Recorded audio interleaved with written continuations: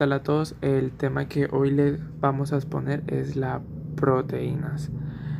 Bueno, mi grupo está conformado por Magdiel Rodríguez Campos, Shayel Vega Rincón, Mayer Telles y la persona que les habla, Jorge José Delgado Díaz. Para empezar, un concepto básico de qué son las proteínas. Las proteínas son moléculas de aminoácidos unidas por enlaces peptídicos. Cuando se habla de un enlace peptídico, es un enlace que es covalente y se establece entre el grupo del carboxilo de un aminoácido. Estos pues están presentes en todas las células del cuerpo, por lo tanto estos participan en los procesos funcionales de la misma, ya que podemos saber que una de las funciones de las proteínas es transportar compuestos esenciales a través de la sangre y ayudan al mantenimiento de los tejidos. Las proteínas suelen estar conformadas pues, por oxígeno, carbono, hidrógeno, nitrógeno, azufre y fósforo. Ahora hablaremos de enlaces con mayor proteína. Las proteínas que se obtienen de la alimentación son importantes para tener una vida pues, sana, equilibrada y con elementos proteicos suficientes. Se suele pensar o muchas personas creen que la proteína es carne, que es solo carne, pero en realidad esta no se encuentra solamente en alimentos de origen animales. Estos también se pueden encontrar de origen vegetal. Para tener una dieta proteica rica, pues les mostraré las más importantes, que esas son las carnes, como se conoce, pues estas se encuentran de todo tipo y son consumidas, ya sea carne de pollo, pescado, bovinos, cerdos y conejos. Tenemos los lácteos, que estos son todos productos a base de leche, ya sea un yogur, un queso, una mantequilla o los dulces que contengan leche, entre otros. También están los granos, estos son más consumidos, pues ya sea porque tienen un muy alto valor proteico, por ejemplo las lentejas, las hojas, las arvejas, los frijoles y los garbanzos. También tenemos el huevo. Estos son un tipo de alimento muy consumido porque también tiene un alto valor proteico. Y pues los más conocidos son los de gallina y los de codornices. Tenemos los cereales y algunos los cereales son básicamente el arroz, el trigo, la cebada, la quinoa y la avena. También están los frutos secos y estos son útiles pues para una excelente dieta. Y pues esto suele ser el maní, las nueces y las semillas. Cabe recalcar que los alimentos de origen animal tienen proteínas completas, es decir, estos aportan aminoácidos que el cuerpo requiere, pero si se desea obtener todos los aminoácidos con alimentos de origen vegetal, se debe realizar pues una combinación entre los mismos suplementos. Tipos de proteínas. Los tipos de proteínas se pueden definir según diferentes criterios. Por eso no existe un sistema de clasificación único para ellas. Estas pueden clasificarse según su forma, solubilidad, su composición química o su origen. Según la forma, las proteínas pueden ser fibrosas, globulares o mixtas. Según la solubilidad, de acuerdo a la solubilidad de las proteínas, estas pueden ser globulares, fibrosas, integrales, de membrana e intrinsecantes desordenadas. Según la composición química, estas pueden ser proteínas simples o conjugadas. Y según el origen, las proteínas pueden ser de origen. Beneficios que aportan las proteínas. Función a nivel celular. Son claves en muchos procesos celulares, como puede ser la formación estructural en las células, formar membrana, función hormonal, función defensiva, contra patógenos externos, función reparadora. Estos son como los albañiles de nuestro cuerpo. Aporta un mayor rendimiento físico. Los albuminoides son la clave fundamental para reparar el tejido dañado. Después de tener mucha actividad física, ya sea hacer ejercicio o realizar trabajos forzados. Mantiene la masa muscular. Un buen consumo evita la pérdida progresiva de masa muscular. Esto resulta muy beneficioso para los adultos mayores, pues son quienes mayor probabilidad de tener mucha pérdida de músculo. Control de peso.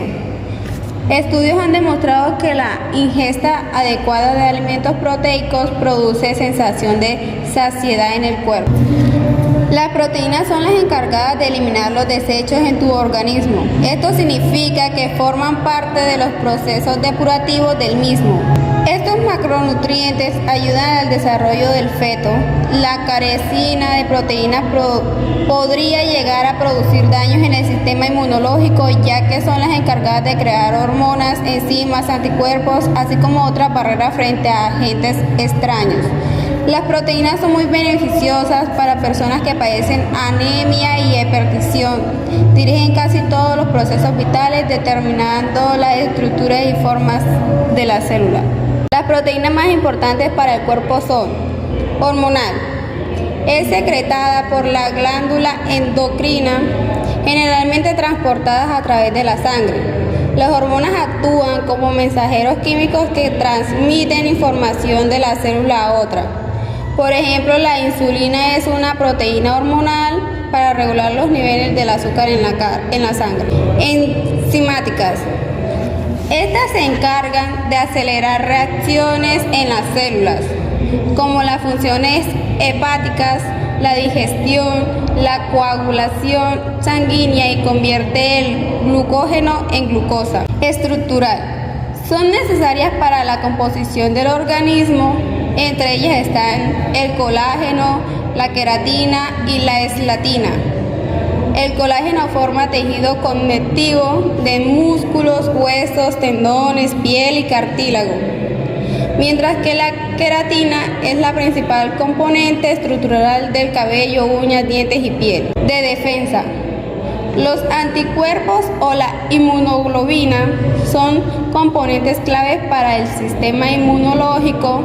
Estas proteínas de los glóbulos blancos mantienen a salvo el organismo de virus, bacterias y otros microorganismos nocivos. De almacenamiento.